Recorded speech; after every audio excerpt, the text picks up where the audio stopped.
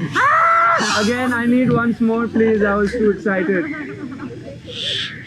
Ajlaan Raza Sayani. More conscious now. Pause. I'm a yoga instructor by profession. So I teach traditional Hatha yoga, Vinyasa yoga, which is more of a flow kind of yoga.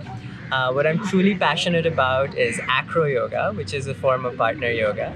It's a combination of acrobatics and yoga. So everything you do on a yoga mat, you do on top of another person, which can seem scary at first, but I love it because not only are you moving, you're building strength by lifting other people up, but there's this element of trusting another person to be able to hold them up there and to allow someone to be able to lift you up. More than that, there's also a lot of communication in there, so you're talking to another person instead of a regular yoga class where you're just focusing on your breath or just listening. Here you have the opportunity to tell your partner what feels good, what doesn't feel good, what you'd like them to change, and what you'd like to optimize the pose, for example. So it's a great way to learn how to build your communication skills. So that's awesome. That's how I was drawn to the practice when I first started.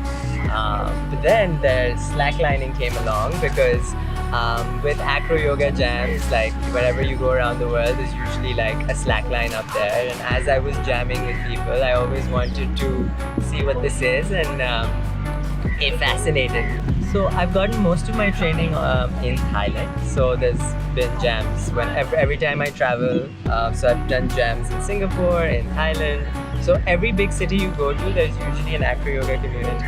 So you go to their jam, it's a free space, and where like-minded people gather, and yeah, they just play together. And I really enjoy this idea of being able to play as an adult, because when we grow up, I feel like we become very serious and we just hang out with people who are like-minded, or what society thinks is normal, and playing as an adult is not normal in our society. So when I first found these communities, it was very liberating for me to be part of them and to see just people having fun. Just like you go to a park and you walk up to anyone and say, hey, do you want to play? And the person says yes, and it's all very platonic, it's all very playful, and it's a great way to get to know people when you are traveling in a different country. So I've made some wonderful friends through acro yoga. So coming back to slacklining, I discovered slacklining around last year, so around a little over a year. And I got one here in Karachi, and I started doing it, and I couldn't do it for the longest time. I was just falling off it. But I kept coming back to the practice over and over again, and I kept getting better at it, at a point where I decided, I want to learn more about this. So I did a teacher training last November. In November, and I traveled, and now I know how to teach slackline yoga as well. So everything we do on a yoga mat, we can now do on a 1-inch mat as well, which is the slackline, which is hovering in the air. When I first started doing yoga in general,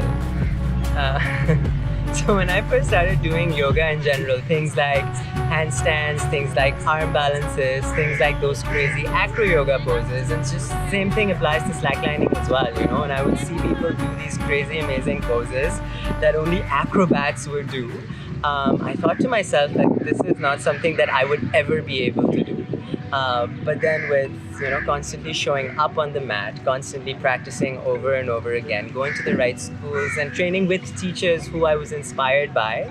So putting in all of that work, putting in all of that time, step by step, I started to see changes in my body.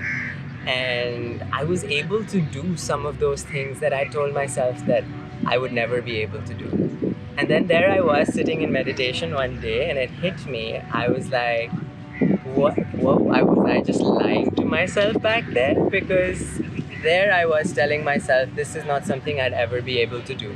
But here I am doing those poses. So what other lies are there that I'm telling to myself?